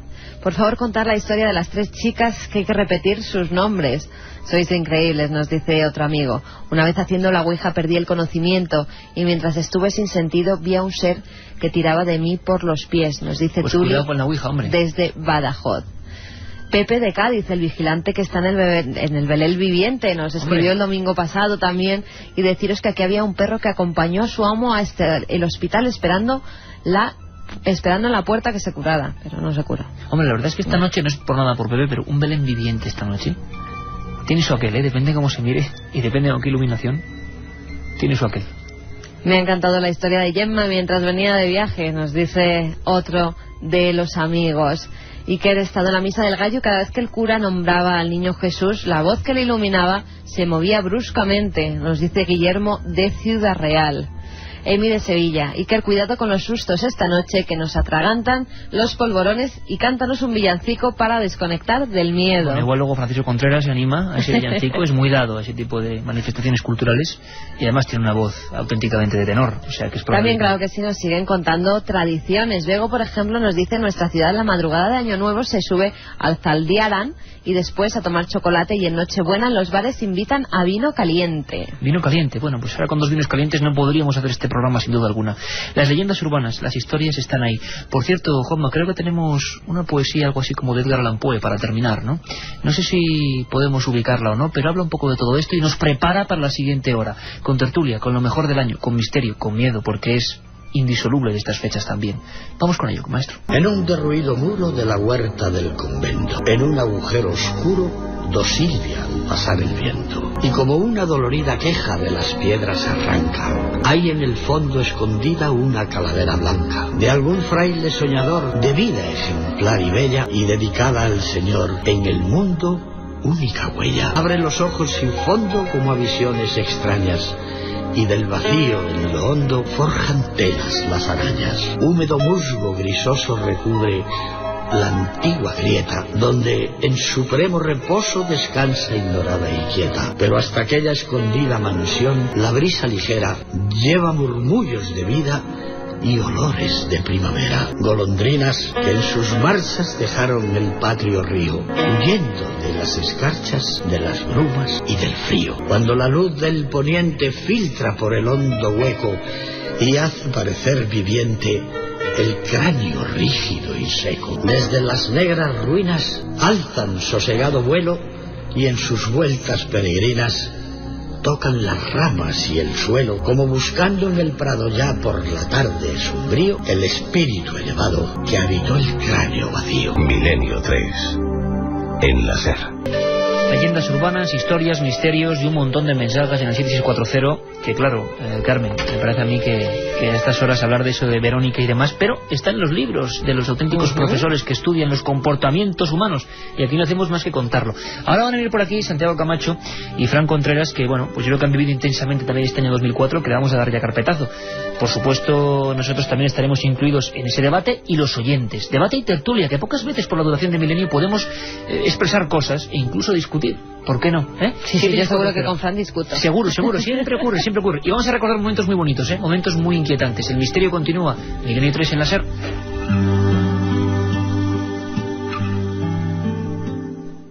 Tres y 6 minutos, aquí estamos todos. Juanma Frasquet, Nana del Misterio, Katia Rocha, Carmen Porter, vuestro amigo Iker Jiménez, Yanni sonando en el éter, sonando desde la Acrópolis, y tenemos a Fran Contreras y a Santiago Camacho, hola compañeros. Por cierto, estás ahí con sidra y con champán, ¿vamos allá? Cava. Toma. Qué bien lo he abierto. Muy bien, compañeros. Oye, por un feliz año, por supuesto, el que viene, el 2005. Santiago, buenas noches. Muy buenas noches. Oye, mil gracias por estar aquí, porque, vamos a ver, estamos en el estudio 1, tenemos rosco, champán, tenemos sidra, bueno, cava, tenemos de todo, tenemos penumbra, tenemos música, buena amistad y una hora para resumir un montón de historias. ¿Qué más se puede pedir, no, compañeros? Francisco? Que te veis sirviendo con gran... No, hay que poner un poquito de sidra y un poquito de cava, porque yo creo que deberíamos levantar la copa y brindar por toda esa gente que nos está escuchando. Tú que eres tan amante de los brindis, ahora puedes hacer un brindis ante cientos de miles de amigos. Venga, vamos allá, Fran. Como diría un buen amigo, levanto mi copa y brindo por toda esa gente que está en los hospitales trabajando, por las fuerzas de seguridad del Estado, los policías locales, los nacionales, la Guardia Civil, los barrenderos que también nos han escrito, los barrenderos, los panaderos, los de vigilancia. Pues yo a gente que está fuera de sus casas y que en una noche como hoy extraña pues a su gente, a su país o a su pueblo, ¿no? Pues por todos ellos hoy toca levantar esta copa. Por todos, que hay muchos y brindar. También solos en casa.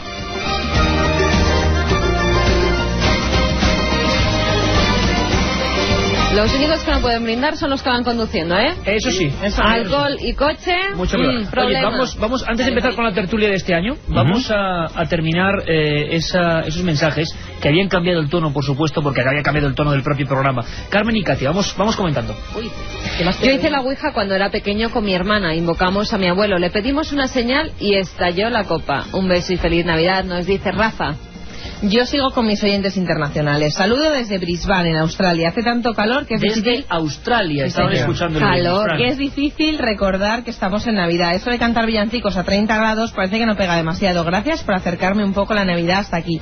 Feliz Navidad a todos, nos lo manda Begoña. Qué gusto, calorcito, y aquí a 5,6 grados en la Gran Vía. Bueno, pero tenemos el calor de los oyentes y el de todos los compañeros que están aquí, claro que sí.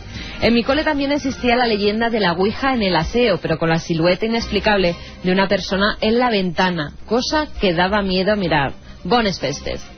Bueno, a mí como el miedo no me gusta. San Diego, que es de California. Santi nos escribe un mensaje desde allí. Se van a juntar 3 españoles a cenar allí en su casa para celebrar la Nochebuena. Ahora también lo están preparando y están escuchando Milenio 3 de fondo. David y Sonia de Sevilla nos dice, ¿sabéis algo de la historia del espectro de una niña que se paseaba por las noches en el Instituto Británico de Sevilla? ¿Se suicidó? Eso seguro que José Manuel García Bautista o Guillermo León estarían ahí al quite. De momento no lo sabemos. Salva desde Barcelona nos dice que a través de la página web ikerjimenez.com ha comprado varios libros y que está encantado con la adquisición. Además, muchos regalos va a hacer con estos libros, o los ha pedido en las cartas. Y no solo con nuestros libros, sino mientras sean libros, maravilloso regalo, de quien sea. Bueno, hay algunas tradiciones un tanto extrañas. Pilar de Río Tinto, cuando era pequeña me iba al mortuorio a ver a los muertos y me gustaba sentir el miedo como me gusta vuestro programa.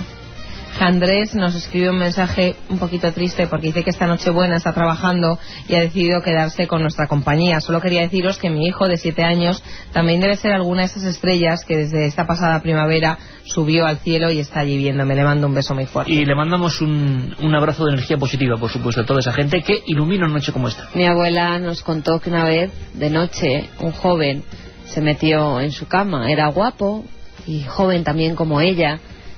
Y cuando le fue a hablar, le dijo que era el diablo. Su abuela no se pudo mover del miedo que pasó. Historias como esas con el diablo en el medievo se llamaban... Bueno, les llamaban incubos y súcubos, ¿no? Sergio Lizana nos dice que gracias por el programa de esta noche, que está descubriendo la magia de la radio, y que colguemos por favor estas 4 horas de Milenio 3 en internet. Y que Jiménez.com. Guillermo León lo hará seguro que en nada. El padre, tío y hermano de mi madre murieron en mi casa. ¿Cuántas noches habré notado que me miran en la habitación o me siguen por los pasillos? A los oyentes les va la marcha, porque Juan José de Gijón nos dice que cuándo vamos a poner psicofonías, que todo le está gustando mucho, pero que él quiere empezar a taparse con la manta y escuchar psicofonías. Bueno, si no se ha tapado... Eso seguro que era antes, ese mensaje era de antes de que Carmen hablara de Verónica y los espejos. En una fotografía sin flash a un espejo viejo apareció un contorno de una especie de demonio sonriendo. A simple vista no se veía nada. Maribel de Logroño hace un pequeño chantaje y dice que si le damos el lote de Navidad, que por cierto se suman los libros de Santi Camacho y Fran Contreras, que quieren sumarlo a ellos. ¿Nos los vais a regalar para meternos en esa cesta? Vamos a ver. Entonces que ahora yo creo que hay que ahora tenemos la tertulia. Yo que puedo echar unos bolis o algo. A ver, tenemos... A ver si nos da Mariano Revilla y la sábana santa, Top Secret y Casas Encantadas. Sábana Santa, Top Secret, Casas Encantadas, La Noche del Miedo, más los CDs de Milenio, más las dramatizaciones, más los cuentos de hoy. Y los bolis de láser que meto yo. 764 nada. Y a ver si hay alguna camiseta que se estiren. Bueno, pues Maribel de Logroño nos decía que si le damos el lote contará el secreto de Jesús, que ella lo sabe. Dice que era un iniciado extraterrestre y los magos astrólogos ya lo sabían. Ya no es secreto. Amigos, que no nos hemos acordado de asistencia en carretera, que nos dice Alberto de Madrid, que también tienen mucho tajo hoy. Por supuesto, además con un mensaje sobre todo a los que están conduciendo. El año pasado, esta misma noche, hubo 22 fallecidos. Hay que bajar esa cifra, claro que sí, cuanto antes. Chicos, vamos a dejarlo en este momento, los mensajes, porque ahora se irán acoplando a la gente, a lo que cuenten nuestros invitados y a recuerdos de momentos importantes. Juanma, cambiamos el tercio si te parece, compañero, de nuevo. Carlos Barroso nos adentra en lo que hemos llamado la tertulia. El año 2004 ha dado para mucho. Marcado sin duda por la tragedia, solo deseamos que 2005 no nos traiga más imágenes del horror. En el mundo del misterio y la investigación han sido 365 días repletos de sorpresas, viajes, polémicas e inquietantes sucesos. Los hemos contado siempre desde el lugar de los hechos. Muchos de ellos ya se han quedado prendidos del alma de miles de amigos oyentes, y otros serán olvidados con la rapidez propia de estos tiempos modernos. ¿Cuál de ellos destacarías tú? Es un buen momento para hacer recuento y opinar. Y para eso contamos con buenos amigos que quieren compartir en vivo y con vosotros esta noche tan especial para Milenio 3. Bueno, pues entramos en materia. Creo que ha sido un año repleto de historias, repleto de magia, de momentos fantásticos. Si os parece, Francisco, Santiago, Carmen, si hay un momento, ha habido muchos, pero si hay un momento que es grato recordar, que yo creo que no somos muy conscientes de lo que ocurrió y que solo con el paso del tiempo podemos valorar en su justa medida, es lo que pasó una noche como hoy hace 6 meses exactamente. Una noche como hoy hace 6 meses. Es más, a estas horas, hace 6 meses. Escuchamos una serie de sonidos, ¿os parece? Los vivimos y luego hablamos, ¿vale? Vamos allá. También hemos visto aquí esta formación tan extraña de 3 luces que volaban en formación del triángulo. 3 luces otra vez. 3 luces, dirección noreste. Y hemos estado mirando con prismáticos y no se veía ninguna luz típica de los aviones. Simplemente 3 luces que se movían, han girado más o menos a la altura de nuestra vertical, han girado ligeramente en dirección este y han mantenido esa extraña formación, 2 delante y 1 detrás. La otra realidad. Fenómenos extraños. Misterios sin resolver. Milenio 3. En la SER. Exactamente a la misma hora, un aluvión de mensajes, de llamadas telefónicas, de SMS inundaba la central de datos. Era un espectáculo en vivo, pero en ese momento todos mirábamos al cielo con mucha más emoción. Algo parecía estar ocurriendo y quizá por vez primera en muchos años en España, miles de personas que escaneaban el cielo en esos momentos asistían a algo por lo menos curioso, inquietante. Habrá que investigarlo. En el condado de Treviño, en el mismo minuto, pasaba lo siguiente. Hemos podido observar en el firmamento lo que son las 3 luces formando un triángulo que estáis comentando. ¿Otra vez? Y que iban en dirección suroeste y de repente han hecho un cambio y han ido hacia el norte. Eran 3 luces blancas formando un triángulo y de alguna manera llevaban la misma velocidad y parece que iban unidas por barras invisibles, ¿no? Para entenderlo mejor. O sea, la impresión que te daba Enrique, para que todos nos hagamos una idea, es que hacia las 4:15, ¿nos has dicho? Sí, 4:15 aproximadamente. Hacia las 4:15, un objeto concreto que parecía tener no las luces sueltas, sino algo en su interior, ¿no? Que las engarzaba, digamos. Eso les daba la sensación más que nada por la trayectoria de las 3 luces blancas que formaban el triángulo, daba la sensación de que formaban parte de algo concreto. El primero en dar la voz de alarma era Miguel Segui en la montaña de Montserrat, que se había colapsado con colas kilométricas de coches que deseaban llegar a Can Massana, que era la planicie llena a rebosar donde los amigos de Cataluña se habían concentrado. En Condado de Treviño pasaba más o menos lo mismo. En Sevilla, 14 kilómetros de atasco y 2.500 personas. En Málaga, aglomeración total cerca del Peñón del Cuervo. Y a la misma hora, exactamente a la misma hora, que en Vitoria y Barcelona, nos comunicaba Fran Contreras, nuestro corresponsal allí, lo que a continuación vais a escuchar. Y de repente, 3 puntos de luz, atentos. ¿Misma hora?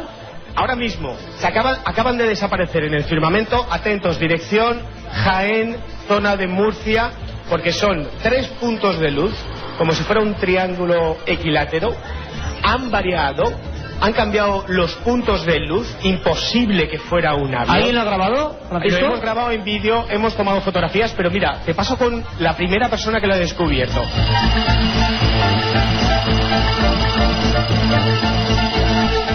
En ese momento, miembros de la Policía Judicial, fundadores de la Policía Científica, pilotos, especialistas, se concentraban en la mesa de trabajo, en ese nudo central de información, e intentaban explicar lo que podía ser esa visión general, concreta, idéntica, que empezaban a reportar miles de personas.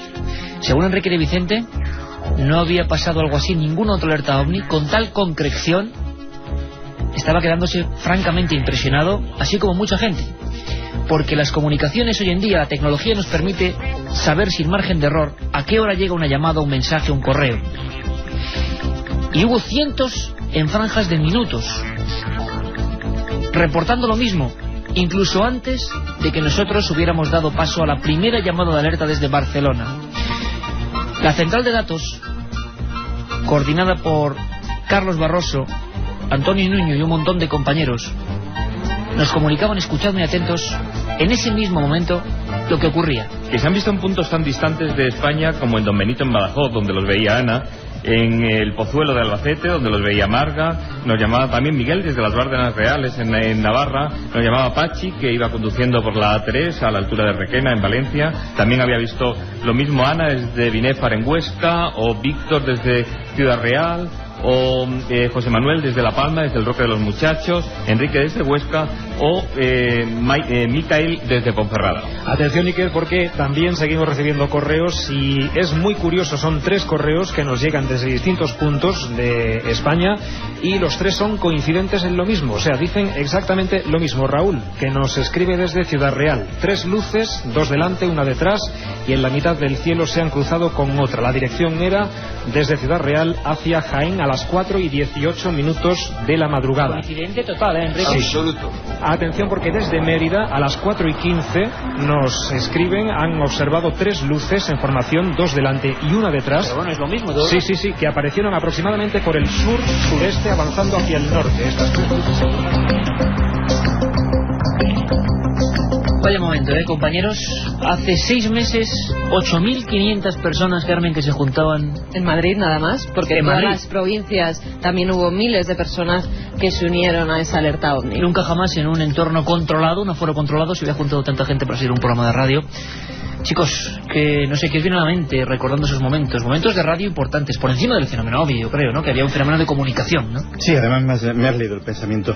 Yo por encima, fíjate, lo que hemos oído hasta ahora tiene una fuerza tremenda, tiene una energía que no se ha quedado en absoluto añeja con el paso de los meses, pero fíjate que con todo lo de las luces, con la grandeza, me sigue pareciendo anecdótico comparado con el milagro humano, con el misterio de esas 8.500 personas delante de las que tuve el privilegio de estar unos minutos y que transmitían ilusión, transmitían ganas de saber, transmitían pues todo lo contrario muchas veces a otros ámbitos en los cuales no se busca a lo mejor el conocimiento como una aventura, sino casi como una rutina.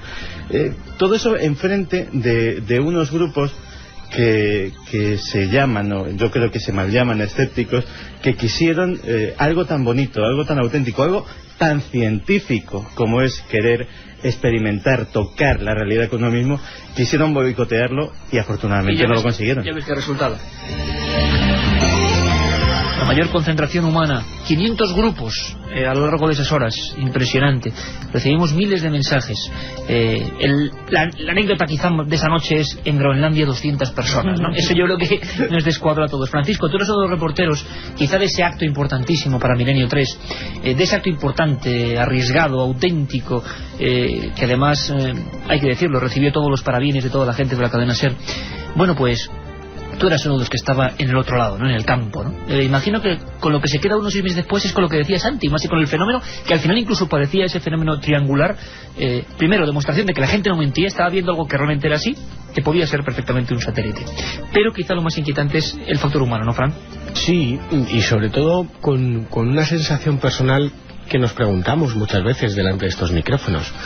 Hablamos de fenómenos extraños, hablamos de testimonios, de vivencias, y fuimos partícipes de lo que vive alguien cuando ve cara a cara el misterio. Hasta que descubrimos que eran aquellos 3 puntos de luz, estábamos viendo algo jamás imaginado, éramos testigos, con lo cual hicimos un ejercicio de empatía con todas las historias que suenan a través del receptor, ¿no? Con todas las historias que se recogen los viernes y los domingos.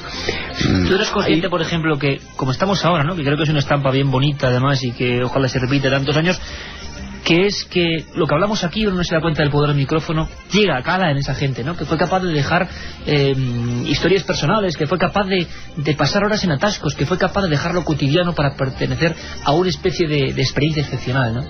El romper con lo cotidiano, uno no es consciente de a quién habla, a cuánta gente habla, ni la fuerza que tienen los micrófonos.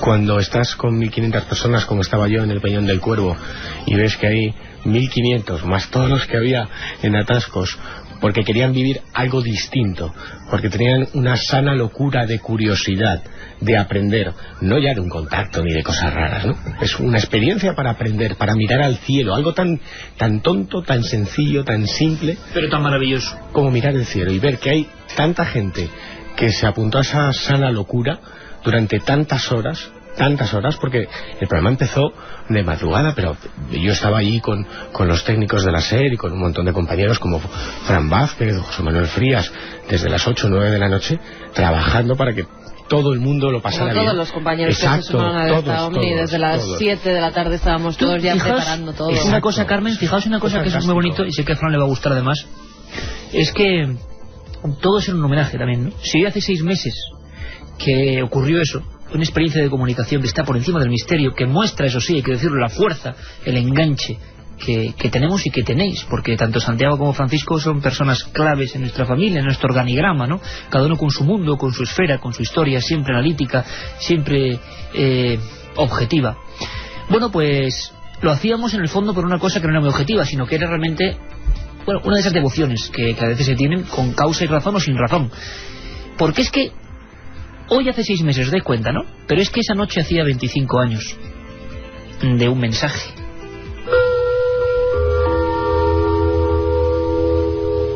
Atención, atención. Seres del espacio. Los hombres de la Tierra os llaman. Los hombres de la Tierra, conscientes de sus realidades, de sus problemas y de sus luchas, os hacen este llamamiento. Es la tierra entera la que llama. ¿Qué queréis? ¿Podéis hacer algo por nosotros? ¿Podéis ayudarnos a resolver nuestras enfermedades, nuestras guerras, nuestras miserias? ¿Podéis? Si podéis. Si es así... Pues era Antonio José Alés, hace 25 años, haciendo una locura digna del Quijote.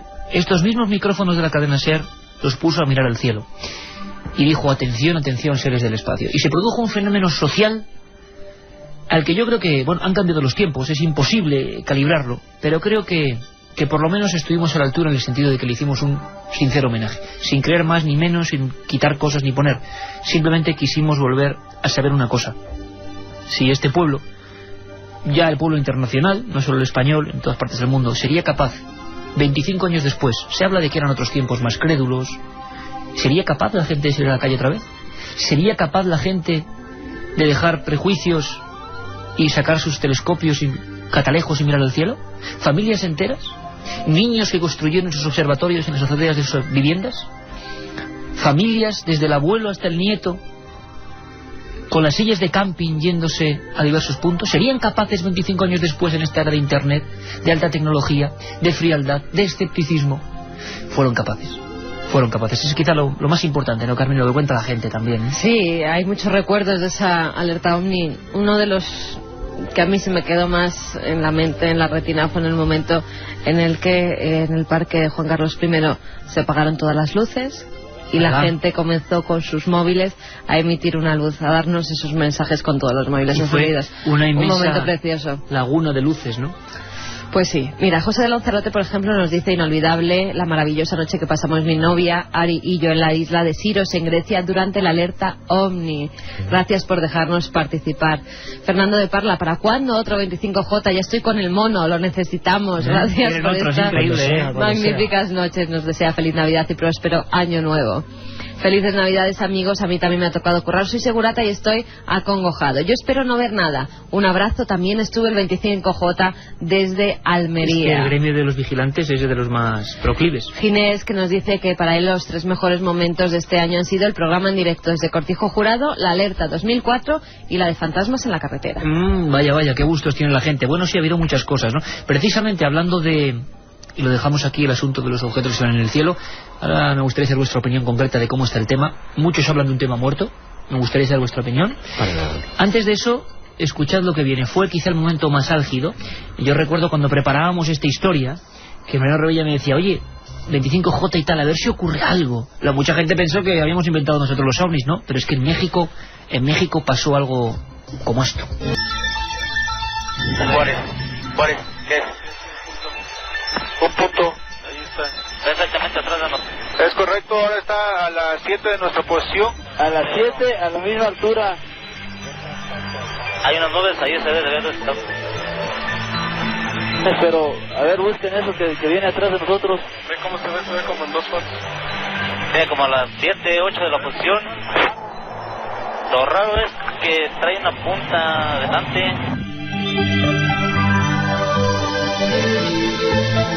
5 de marzo de este año 2004 y una afirmación que da la vuelta al mundo. A pesar de eso, bueno, mucha gente sigue hablando de eso, de un tema muerto, pero que siempre, absolutamente siempre, vuelve a copar las portadas informativas. Santiago, tú que ves todos los temas desde un punto de vista, como hablamos siempre, ¿no?, desde ese despacho sombrío donde tú analizas el tema de la conspiración. Hace poco hablábamos contigo precisamente del tema de las dioxinas, de los envenenamientos, de un montón de cosas. ¿Cómo se ve el fenómeno? El fenómeno OVNI está perdiendo mucho fuelle en este tercer milenio, ¿no?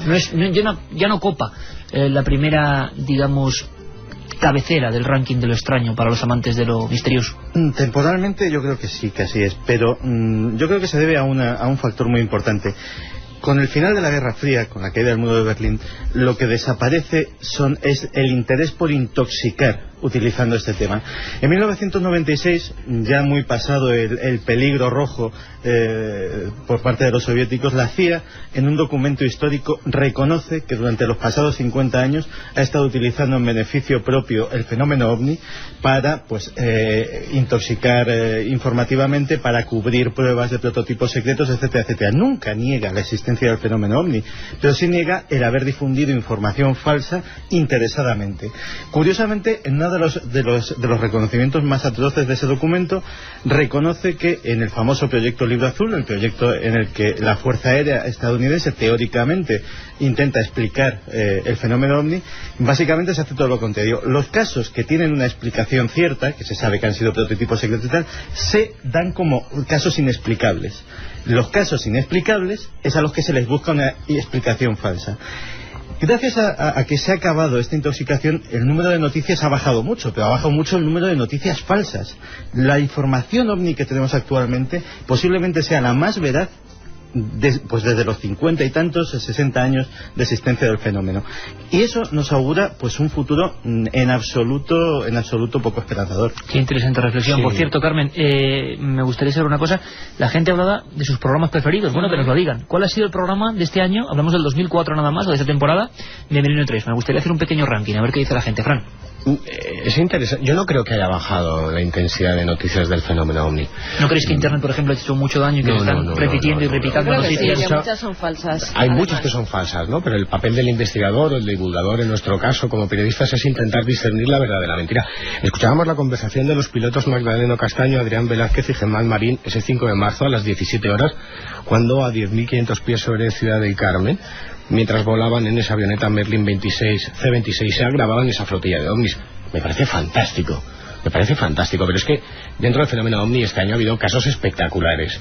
Yo recuerdo ahora 1 de junio, 12 de la noche. Sí, es verdad.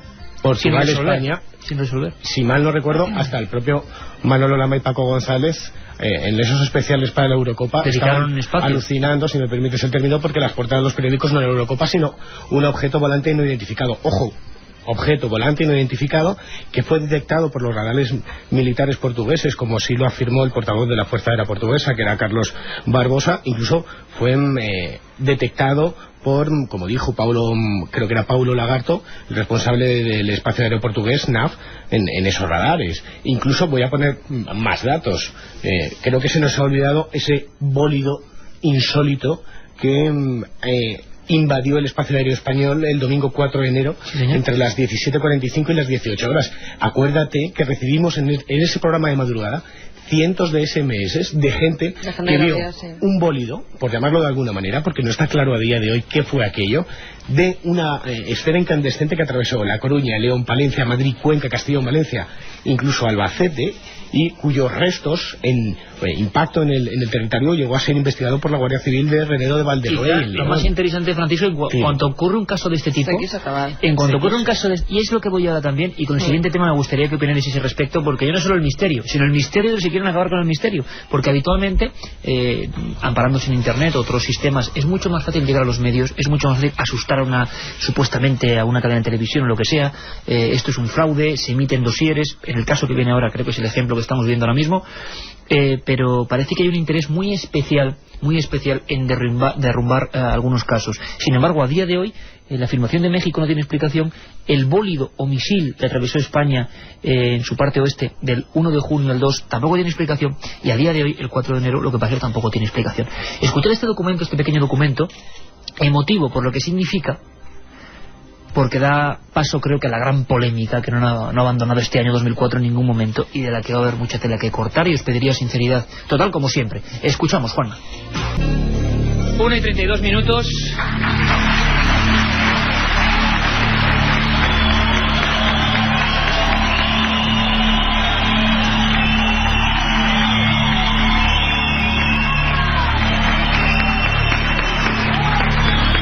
1:32, y así suena, amigos, Belme de la Moraleda.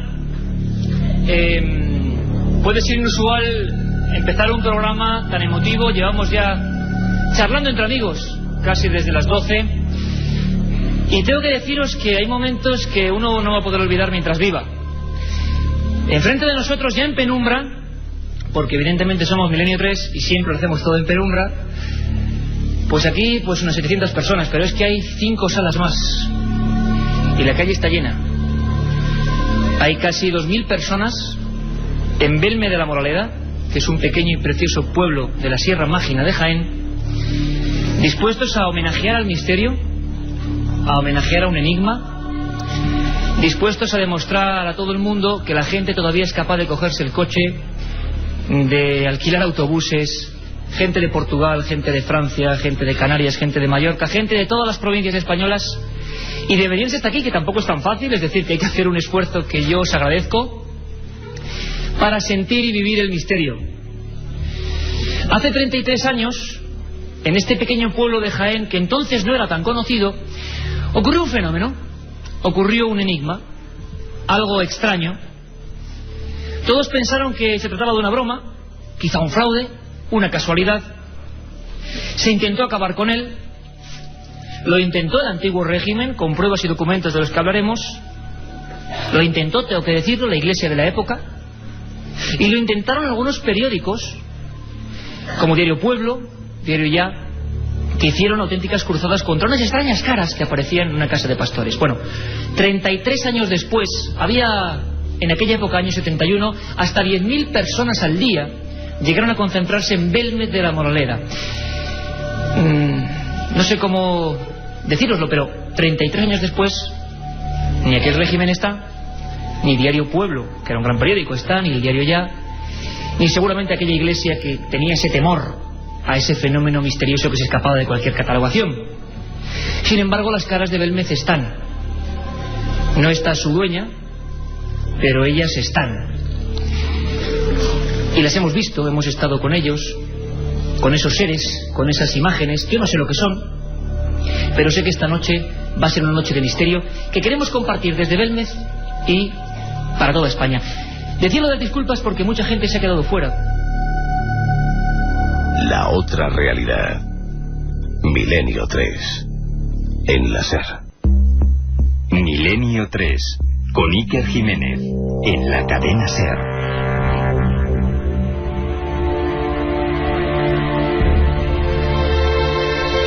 Belmez, el fenómeno Belmez, que fue noticia el día 3 de febrero porque muere María. Fue noticia más o menos hace un par de meses, 18, 20 de octubre, sí, por la aparición de supuestas nuevas caras en otra vivienda donde nace María. 21 de septiembre. 21 de septiembre. Y es noticia sobre todo en el momento de la gran última polémica, cuando a finales del mes de noviembre un periodista del Mundo que estuvo aquí con nosotros y una parte más o menos escéptica habla de que es un fraude e se reproduce por toda España la idea de que, bueno, sin ningún criterio, que todas las caras antiguas y modernas son un fraude. Curiosamente hay que decirlo, en el programa en que se invita al debate a escépticos y no escépticos, o más bien a atacadores y no atacadores, estos primeros no aceptan venir a pesar de que habían confirmado su presencia. Santiago, Francisco, Carmen, opiniones abiertas, tema Belmez, estamos finalizando el año. ¿Cómo está el asunto? ¿Qué se ha hecho mal? ¿Qué pasa? ¿Qué ocurre? Porque la gente lo que es cierto es que tiene dudas, ¿no? Muchas dudas. Lo que se ha hecho mal es endémico. Hablar es barato, está tirado de precio y se habla mucho. A mí los que hablan me merecen muy poco respeto sobre este y sobre cualquier otro tema. A mí me merece respeto a la gente que trabaja. Tú has trabajado mucho en ello y lo sabes. Ha habido otras personas que con más medios, menos medios, con más buena voluntad, con más escepticismo, han estado trabajando en ello y han sacado sus conclusiones. Ahora, es la segunda vez que los cito hoy y no quisiera, porque estamos en muy buenas fechas y no me quiero enfadar demasiado. Sí, hay gente que no merece la pena un minuto, ¿no? Pero se han protagonizado algo. Esta gente que se permite pontificar y hablar desde las cátedras, desde los laboratorios, desde los periódicos incluso, pues, jolín, es muy sencillo acabar con toda la discusión formando un grupo de estudio pluridisciplinar con profesionales independientes, sociólogos, psicólogos, químicos, físicos, de todas las ramas. Está clarísimo. Pero Santiago, yo voy un poco más allá, porque sé que además la gente lo va a agradecer. Hay dos tipos de caras, las nuevas y las antiguas. ¿Tu opinión? Mira, fíjate que en este sentido voy a ser exquisito, porque el tema de las caras nuevas lo conozco muy poco como para juzgarlo. A lo mejor tú... ¿Creerías que alguien, hablamos de Pedro Amorós, de la SEIP, de gente que conocemos, las habría falsificado manualmente? Ahora, yo personalmente, por el conocimiento personal de las personas de las que estamos hablando, como seres humanos a los que conozco, que no son ni muy amigos, ni son conocidos, y a los que he tratado mucho profesionalmente, yo los considero incapaces de una villanía de ese estilo. Y se puede poner la mano en el fuego yo pondría una. A lo mejor me la quemaba, pero la pondría. En cualquier momento podéis intervenir. Y puede ser que alguien incluso haya engañado a Pedro Amorós, a la alcaldesa. Sí, puede ser que alguien del pueblo haya hecho las caras con alguna intención. Hombre, lo que está muy claro, es que Belmez es un tema muy delicado, sobre todo para la comunidad escéptica. Belmez es el gran misterio. Y yo cuando coge sus aparatos y se va allí a la polémica, gran misterio, no muy bien investigado, da la impresión. Jamás bien investigado. Es que ahí está. Yo sentí vergüenza ajena de muchos compañeros de profesión que, fieles a ese periodismo que hay en boga ahora mismo, se dedicaban a pegar y a copiar noticias. Sí, pero lo hacen con muchas noticias, generando un clima. Afortunadamente yo me siento muy orgulloso, puede parecer prepotente, de estar en este programa y estar en esta casa, porque normalmente, por norma, y es así el rigor, siempre está el testimonio y los documentos.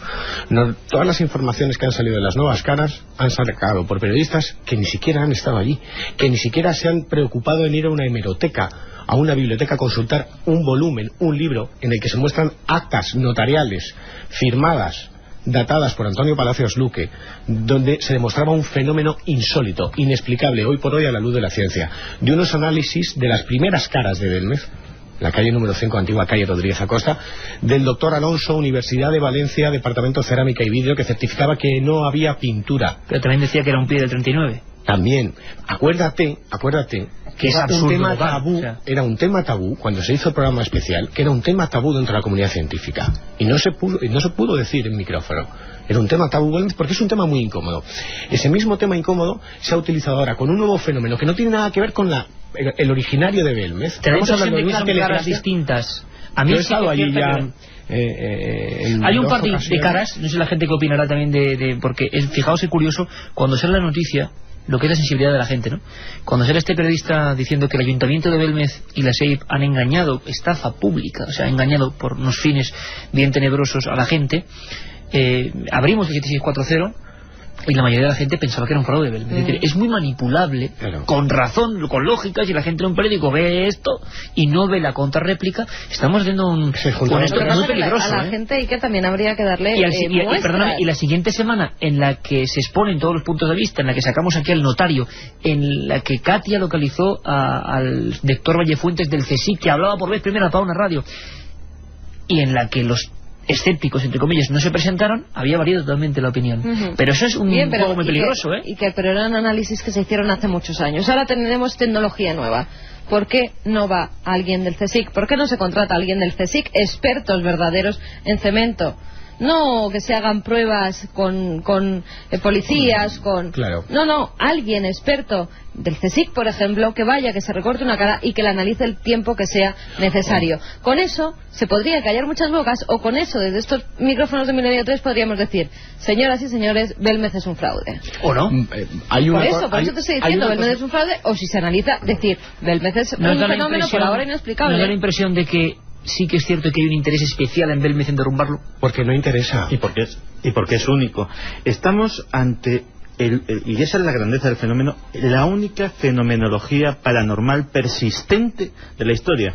Nosotros estamos hasta las mismísimas narices de llegar siempre al día siguiente de que ha pasado algo y de entrevistar al paisano de tal o cual pueblo que ha visto tal o cual cosa. O conseguir los documentos. Exactamente, pero siempre de segundas. Es decir, a nosotros nos cuentan. Ahí está y se queda durante muchos años. Y nadie se ha molestado en tomárselo realmente en serio. A mí personalmente me parece, y se me nota en la voz que estoy bastante indignado, me parece descorazonador. O sea, que pase eso y que no hay aquí. O sea, no estoy diciendo ni de los científicos españoles, ni de los ingenieros españoles, ni de las autoridades españolas. Es que incluyo a cualquier universidad de cualquier rincón del planeta que esto es un fenómeno conocido. En América sería distinto si hubiera ocurrido esto, ¿verdad, Santi? ¿Tú conoces bien esos mecanismos de ese país? No, en América directamente habría bofetadas por estudiarlo, directamente por sacar el prestigio de demostrar lo que hay, independientemente de que el resultado sea positivo o negativo. Es decir, el equipo científico que desentrañe la verdad de eso se va a cubrir de gloria, sea cual sea la verdad. Y eso parece que no le entra al que sea responsable de estas cosas. Aquí la ley es difama que siempre algo queda. Sí, difama que algo queda.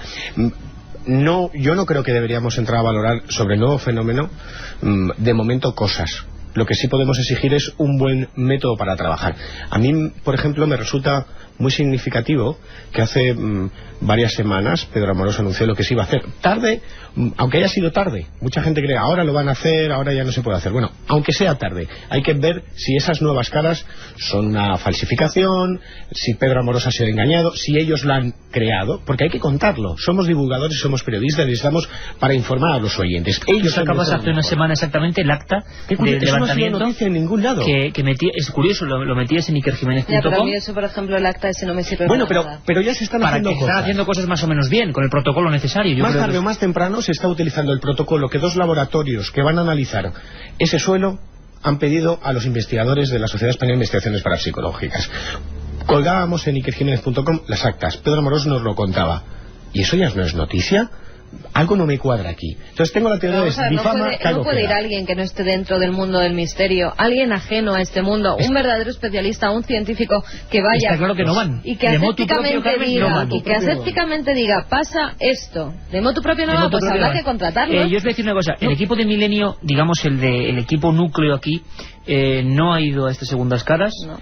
Y se ha mantenido al margen, pero eso no quiere decir ningún tipo de cobardía ni no querer mojarnos, sino que precisamente como no era nuestro terreno o ha ocurrido en una circunstancia muy especial, no... Sin embargo, por ejemplo, Francisco ha estado allí. La sensación, tú que has visto las dos caras, es la misma. Hay un par de caras que a mí me parecen inquietantes, pero tú dices que no. Sí, no. Yo... Es que opiniones estando la cosa como están, porque dentro de unos 20 días estarán los resultados de esos análisis, a ver qué demuestran esos análisis, porque a lo mejor no nos demuestra nada. Fíjate lo que te estoy diciendo. Hombre, yo quiero creer que Pedro Amorós no ha hecho ningún tipo de falsificación y que la SEP no ha hecho nada. Y te voy a decir, quiero creer porque yo sí me considero su amigo. Ojalá que no haya ningún tipo de fraude y que seguramente, la pista que ha dado Carmen es muy interesante, a lo mejor a alguien le interesaba crear esas caras. Estamos hablando de la calle número 7 Cervantes. Tiene un efecto detectivesco todo esto, ¿eh? Pero mira, te voy a decir una cosa, esos rostros hay 2 caras. Uno, Pedro lo llama la foto, y otra la que todo el mundo identificaba con María. Y yo he podido hacer caras de Belmez con Fran Vázquez en Málaga, como se hizo en el proceso que hubo en Málaga en 1975 con nitratos. Y también he visto el proceso que hace Paco Máñez con aceite y agua. El pelao, la pava, no tiene nada que ver. La mujer desnuda, la técnica pictórica de quien sea capaz de dar ese fondo, esa perspectiva, esa realidad, esa emoción en la mirada, eso es un artista. Y hay que descubrirlo. Es que aunque sea un embaucador quien haya hecho eso, hay que descubrirlo porque es un artista de un calibre sobrehumano. Ha habido más cosas, Francisco. Vamos a escuchar, porque imagino que la gente también está opinando sobre los mejores programas. Sobre Belmez está al rojo vivo y por lo menos... Belmez es uno de los que mucha gente Belmez es el que vota. Claro. Sí. Hubo momentos curiosos. Para mí, yo no sé si hay sitios también que se exagera su misterio. Mi opinión personal es que hay sitios que hay un misterio y que entre todos, quizás por las ansias de informar y por la propia gente, pero se exagera, eso no es ni bueno ni malo, es simplemente... pero bueno, vamos a escuchar esto que pasaba en un lugar de Málaga llamado Cortijo Jurado. Hay un gran dato de desapariciones en aquella época, de muchachas. ¿En Campanillas? Sí, y después aparecían en la misma casa, digamos a las orillas del río y demás. Además, hechos que imagino que eran bastante, como hemos visto en el siglo XIX, haciendo algunas crónicas y algunos programas, bastante habituales. La desaparición, el mundo de los sajineros, de los sacamantecas. No había una investigación tan rigurosa como puede haber hoy en día por parte de la policía, Guardia Civil, de gente desaparecida. Desaparecían sin más y eran recuperados durante mucho tiempo. Lo que sí vamos a escuchar ahora, y creo que es muy importante, es algo que no es leyenda, porque ha sido grabado por las cámaras con las que ahora mismo tanto Rosa como Luis Mariano están. Cámaras iguales que esas, y que en el caso que vamos a escuchar ahora, escuchábamos antes a Jonathan, reflejaron una gran sorpresa. Un caso único, creo yo, de los que yo conozco, en los que graban algo extraño como una figura de una señora mayor, caramba, la están viendo también al mismo tiempo. Escuchamos a Jonathan. Allí ve a una mujer mayor y está como mirándonos, está observándonos. El caso es que yo también veía a esa mujer, pero cuando empezamos a grabar con la videocámara no se veía nada. Y cuando nosotros seguíamos mirando, estaba allí la mujer mayor. Entonces, esto fue a pie de la casa, a pie de la colina, y cuando subimos a medio monte, apareció como otra silueta de un hombre muy delgado. Ahí teníamos testimonios de Cortijo Jurado, la gente también imagino que habla de todo tipo de casos. Muy rápido, por encima, Carmen, ¿qué temas se cuentan? Fran nos dice, para mí el más extraño fue el de las combustiones espontáneas. Gema de Logroño recuerda el programa de Belmez inolvidable y uno de los que más me gustó especialmente porque estuvo allí, pasé mucho frío, pero mereció la pena. El programa de las apariciones en la carretera, ese sí que me dio miedo. La verdad está ahí fuera, nos dice otro amigo desde Burgos. Jesús desde Barcelona, no puedo elegir, ya que todos son muy interesantes. Si no fuera por vosotros, ¿cómo íbamos a enterarnos de todo esto? Gracias y feliz Navidad. Para mí los mejores programas han sido La Alerta, Misterios en Galicia, Misterios en Canarias, viandas y apariciones en la carretera, nos dice Javi de Coruña. Óscar de Manresa, todos los programas han sido magníficos, pero lo mejor, las psicofonías y las caras de Belmez. Para mí el mejor programa, el de Vitoria desde el Palacio de Congresos, fue impresionante, nos dice Jonathan desde Vitoria. El mejor programa fue el directo desde Toledo, psicofonías incluidas, nos lo decía José Carlos desde Alcázar de San Juan. Bueno, todo tipo de opiniones. Katia estará enseguida con los 3 ganadores de la Fiesta del Misterio. Santiago, Fran, Carmen, misterios también, que yo lo decía porque hay sitios que me parecen, viandas, Cortijo Jurado, que igual luego no sabemos nada más o que las investigaciones realmente no arrojan nada, ¿no? Santiago, tú a lo largo de este año has estado, bueno, pues en tu mundo también siempre cercano a la conspiranoia, por eso tu libro Top Secret. ¿Tú destacarías algo concreto del 2004? O algo que quizá en el 2005 tenga que estar la gente de Milenio precisamente atenta, casi haciendo un poco de profeta? Pues posiblemente en el 2005 los temas sobre todo de temática de conspiración que más estén de moda sean, aparte de todo lo relacionado con sociedades secretas, Illuminati, vamos a tener Illuminati masones, para rato, ¿no? Bilderberg y todos sus primos y convecinos, pues sobre todo van a empezar a preocupar, porque saldrán noticias y eso ya han empezado a salir muy preocupantes, los temas que atañen a la privacidad y a la intimidad de las personas, a cómo nuestros datos viajan impunemente por toda esa historia. Exactamente, y son utilizados pues para hacer perfiles por Dios sabe qué agencias gubernamentales de este gobierno o de gobiernos extranjeros, y todo eso pues va a empezar a, yo creo, a generar. ¿Cómo se meten en polémica. nuestros ordenadores con programas espías, por ejemplo? O sea que el misterio de la privacidad y del espionaje va a ser para ti, ¿crees que uno de los top 10 del próximo año, ¿no? Sí, seguramente a medida de que se vayan destapando escándalos, es decir, igual que hay un importante avance tecnológico para espiarnos, la gente, los aficionados a la informática, los mal o bien llamados hackers, también cada vez tienen más herramientas para contraatacar y descubren cosas que otros quisieran que estuvieran ocultas. Según se vayan descubriendo estas cosas, pues yo creo que el interés de la gente se va haciendo cada vez más consciente de que aquellas telepantallas desde las que nos vigilaban en la novela 1984 pues empiezan a no ser tan quiméricas, efectivamente. Qué curioso, Santiago. Fran, desde otro punto de vista, otra óptica, ¿algún fenómeno que haya que estar expectante ante el 2004 o algo que destacar perfectamente de ese año, del 2004 ya pasado? Bueno, escuchábamos Cortijo Jurado, ¿no? Bueno, recordar que Cortijo Jurado es una propiedad privada, lo dijimos hasta la saciedad, y para que la gente no vaya allí, se salte todas las normas y se cuele y tenga problemas, serios problemas. Yo diría que atentos a las casas encantadas. Viandas va a volver a dar noticias, ya veremos a ver lo que cuenta José Manuel García Bautista, que hay que aprovechar para saludar desde aquí. Han cambiado todos los empleados y hay supuestamente nuevos fenómenos, ya veremos a ver qué pasa. Hay 2 o 3 casos de casas encantadas en diferentes puntos de la geografía española que estamos investigando con fuerzas de seguridad del Estado implicadas. ¿Expedientes X? Sí, entendiendo por expediente X la intervención de la Policía Nacional, Guardia Civil o Policía Local, expediente X. Y sobre todo hay que seguir mirando al cielo. El cielo está lleno de enigmas y hay que saber qué pasa en nuestros cielos, porque el fenómeno OVNI está más vivo que nunca. Y también hay que seguir yendo a los sitios para descubrir fraudes, porque al igual que hay muchas casas encantadas, y sobre todo, también hay gente que se dedica a hacer casas encantadas. Es decir, gente que se dedica a hacer gente que se dedica a hacer casas encantadas porque el ayuntamiento le cambie de casa, porque se la da esa casa, por ejemplo, porque a su pueblo se hable de él en programas como Milenio 3 y vaya la gente en peregrinación como ha pasado en otros sitios. Hay que estar atentos a eso, porque nos las están intentando colar y muchas veces. Ya lo sé, Karen. Decía un mensaje de un SMS que decía, ya está, Carmen y el peregrino van a discutir. No, empezamos en 2005 y además vamos a estar unidos. ¿Sabes por qué? Porque yo creo que no hay que perder nunca el rigor a la hora de investigar y ese sano escepticismo. Y hay que contar lo que fueron grandes fraudes, grandes estafas, incluso asesinatos, y ser lo más riguroso posible, porque siendo nosotros rigurosos, toda la gente que nos escuche tendrá la mejor y la mayor información.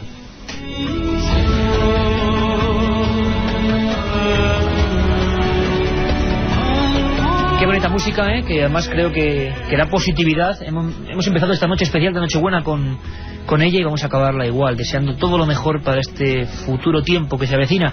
Katia Rocha, vamos con los 3 ganadores, ¿te parece? Vamos, esa cesta primero del misterio. Todo lo que tiene la cesta, porque yo creo que los oyentes no se han hecho una idea. Bueno. Un CD con los 150 programas de Milenio 3, uno de los CDs que tenemos de programas. Sí. Un CD con las músicas, otro CD con dramatizaciones y los cuentos de hoy. El libro de la noche del miedo, editado por Edad, La Sábana Santa, Top Secret y Casa Encantada. Los 4 están editados por Edad. Y de mi parte, unos bolis y unas pegatinas de la serie. ¿Quién ha ganado? Venga, Katia, vamos con ello. Esta noche especialísima. En primer lugar, un chico que me ha dado un poco de pena. Se llama Nacho Martín, está de aparcacoches en un bar de copas de aquí en Madrid y dice que está pasando mucho frío y que está escuchando por auriculares. Pues Nacho, la máquina le ha concedido una... Otro oyente. Cesta del misterio. Aquí en Euskadi es el que nos leía el tema del Olenchero. Bueno, pues se llamaba Dani Pérez, que nos decía lo de Zorionak eta Ute Berrión. Os lo he dicho muy bien, pero bueno, para Dani Pérez, otro de los mensajes, otro de las cestas de Navidad ganadores. Y por último, para Rocío Mena, que no sé desde dónde escribe este mensaje, pero que nos decía felicidades a todo el equipo, es un gusto pasar estas Navidades con todos vosotros. Así que nada, Rocío Mena, lo que no tenemos es su dirección, así que nos reenvíe otro correo, esta chica, Rocío Mena, con su dirección.